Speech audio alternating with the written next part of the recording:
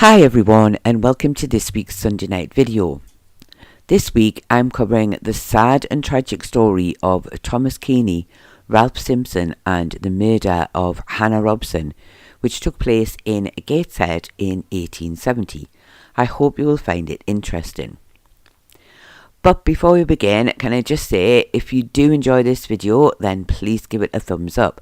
And if you are new here or haven't already done so, then do please consider subscribing to the channel to help support the content we create. Thank you.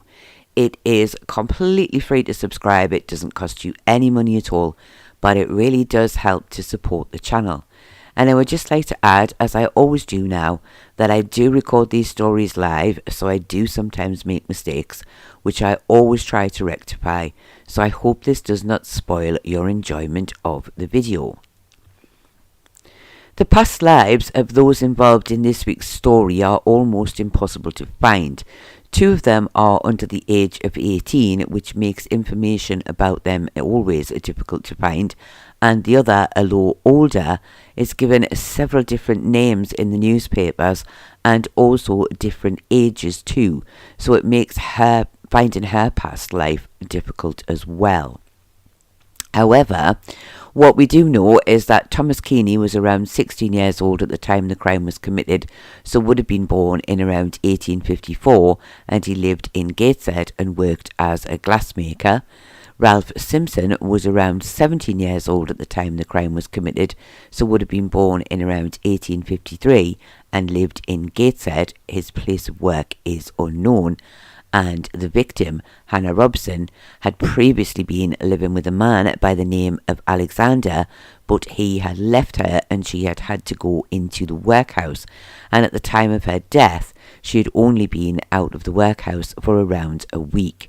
Her age is unknown, as said previously. Some articles state she's 34, others say she's 40, and she is also apparently known as either Baldy Hannah or Baldy Annie. And I'm not quite sure why she's known as this, because she clearly does have long hair. In the early hours of the morning of Sunday, October the 23rd, Thomas Keeny, Ralph Simpson and Hannah Robson had tried to get into one of the public houses near to HIllgate in Gateshead. However, they had not been allowed inside, and the three had wandered off towards the quayside. Thomas and Hannah were later seen in an alleyway near to the quayside by two young women, and Ralph was seen standing further down the alley. Thomas and Hannah had then walked on to the quayside at HIllgate and were walking along by the water's edge. Suddenly there was a scream and a splash, and then Thomas ran back to Ralph, telling him that Hannah had fallen into the River Tyne, and the two boys ran away. Although it's not known who, someone reported the possibility of a body in the water to Chief Constable Elliot, and he spoke to Joseph Foster of the River Police, who searched the area during the night, and the body of Hannah Robson was eventually found on Sunday afternoon near to the Tyne Bridge on the Gateshead side of the river. Sadly, it was too late for Hannah, as she had already been dead for some time when she was found. Acting on information received, Detective Dodds went to the home of Thomas Keeny in Rabbit Banks at Gateshead. When he spoke to him about Hannah, Thomas quickly told him that he had been in the company of Ralph Simpson when he had been with Hannah, so Detective Dodds went to his home as well, and both of the boys were arrested for the murder of Hannah Robson. The inquest was held at the town hall in Gateshead before Coroner Fable. Detective Dodds said he had identified the body as being that of Hannah Robson, known locally as Baldy Hannah or Baldy Annie. He said she had not long been out of the workhouse, having gone in there after the man she had lived with had left her with no money and nowhere to live. Detective Dodds said, acting on information received, he had arrested Thomas at his home in Rabbit Banks in Gateshead. He said Thomas had made the following statement. On Saturday, October the 22nd, I was in HIllgate with Ralph Simpson, and at about midnight we met Hannah Robson, and we went up an alley with her, and I gave her threepence. A couple came down the alley a few minutes later, so we all walked away. I asked Hannah for my money back, but she refused, and asked me to walk further along the quayside with her. I walked only about 3 yards more when she walked over the quayside edge and went into the river. I ran back to Ralph and told him, and we both ran away to Ferry's glass house, and we stayed there all night. Detective Dodd said when he arrested Ralph at his home in Church Walk, he gave a very similar statement to Thomas Keeny. And he also said that when Hannah's body had been found, she had in her possession a purse with threepence in it, a comb, a thimble, and some tobacco. Anne Coulson said she had seen Thomas Keeny with Hannah Robson in the alleyway near HIllgate. She said she had spoken to him and asked him what he was doing with the woman. She said Thomas made some rude remark to her, and she walked past them and out of the alleyway. She said she believed that Hannah was very drunk, and after she had passed them, Thomas had helped her down the steps and out onto the quayside. Anne said she knew one of the boys was Thomas, as she knew him by sight. Mary Loff gave almost identical evidence to that of Anne Coulson, and when asked she said she had not seen Thomas use any violence towards Hannah. He had certainly not pushed her down the stairs. In fact, he had helped her to walk, as she did not appear to be able to take care of herself. Isabella Morn said she had seen Thomas, Ralph and Hannah on the night in question. Hannah had wanted to go into Alderson's public house, but they had not been allowed in, and she said they then walked off in the direction of HIllgate.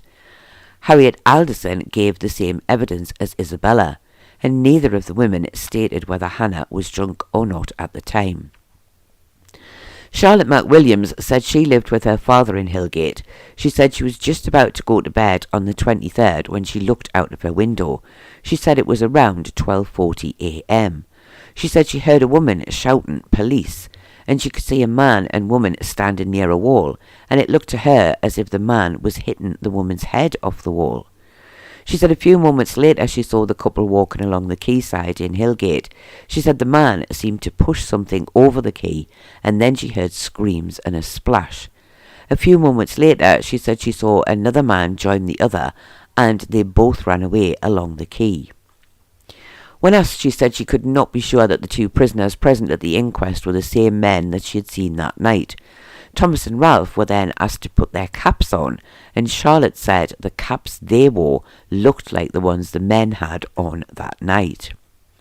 She said she was sure that one of the people standing on the quay before she heard the splash was a woman.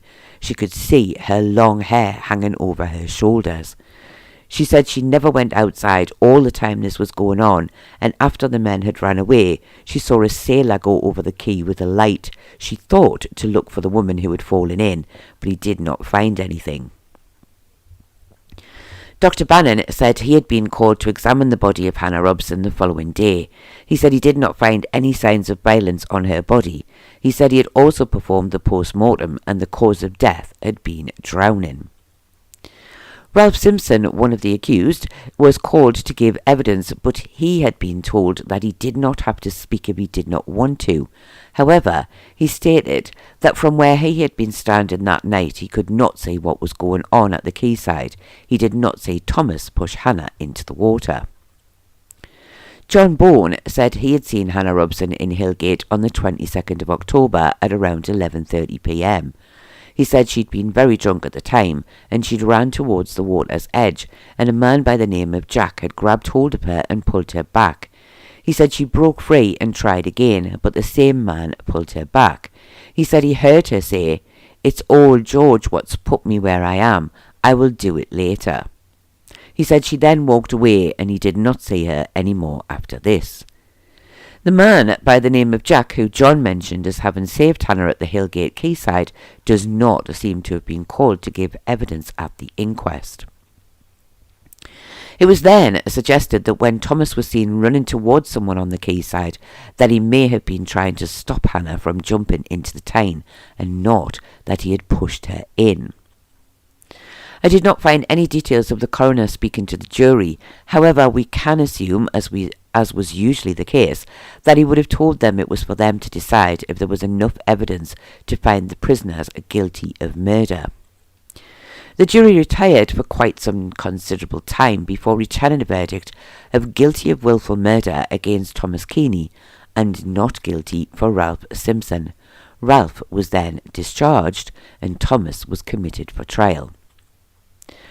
I did not find any evidence of a funeral for Hannah Robson, but if I am honest, I really did not expect to find anything. She did not appear to have any family in the area and had recently spent time in the workhouse, so this, sadly, would have been undoubtedly a pauper's funeral. I did not find any evidence of a headstone for Hannah anywhere in the area. Prior to the trial, the grand jury met to discuss the case. One of the magistrates stated that he felt this case needed careful consideration. There did not, to him, seem to be any real evidence that Thomas had pushed Hannah into the water, and whether or not to send him to trial without any facts to prove his guilt was something that they must consider carefully. And they did spend quite some time on the case, and they eventually threw out the bill, stating that there was not enough evidence to take it to trial.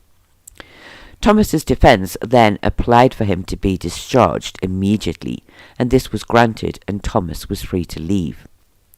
I did not find any further details for Thomas after this date.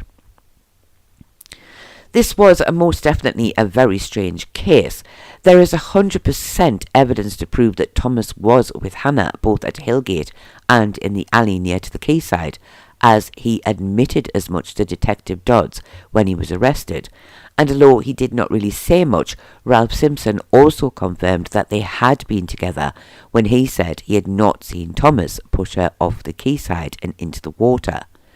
However, there does not seem to be any real evidence to suggest that Thomas did push Hannah into the water. Only one witness who thought she had seen someone push someone into the water and claimed to have heard someone shouting for the police, but the same person was also not able to identify Thomas as being the man she had seen. And there also doesn't seem to be much of a motive. It's true that Thomas said Hannah would not give him his money back, but this does not seem like much of a reason for him to push her into the water, especially when the money was still in her possession when her body was found, and pushing her in would have meant he had no chance of getting the money back. Yes, it is true that both Thomas and Ralph were guilty of leaving her in the water and not reporting that Hannah had fallen in, if indeed she had fallen in, but perhaps they were both afraid of being accused of her murder. Maybe they were already known to the police for previous crimes. And we also have to consider the evidence of John Bone, who stated that he had seen Hannah earlier that night attempting to run into the water from the very same quayside. So it is very possible that she did intend to take her own life, and just as she had told the man who originally stopped her, she had come back and done it later. So maybe Thomas really wasn't guilty. I think the grand jury, in truth, had no choice but to throw out the bill, as there really wasn't enough evidence to find Thomas guilty. And I am personally leaning more towards the idea that Hannah truly did simply walk over the edge herself. And the only question that completely remains unanswered is, of course, who was George that John believed he had heard Hannah mention. But what do you think? Do you think it is possible that Hannah intended to take her own life and simply walked over the edge while she was walking with Thomas? Or do you think that she was so drunk at the time that she slipped and fell and Thomas actually did try to save her? Or do you think there is a chance that Thomas, angry that she would not return his money, pushed her and she fell into the river? And finally, do you think the grand jury was correct to throw out the case, or should Thomas have been sent to trial? Do please let me know your thoughts in the comments below. I do hope you have found this very sad and tragic story interesting, and I do thank you all very much for watching, and I do hope to see you all again very soon.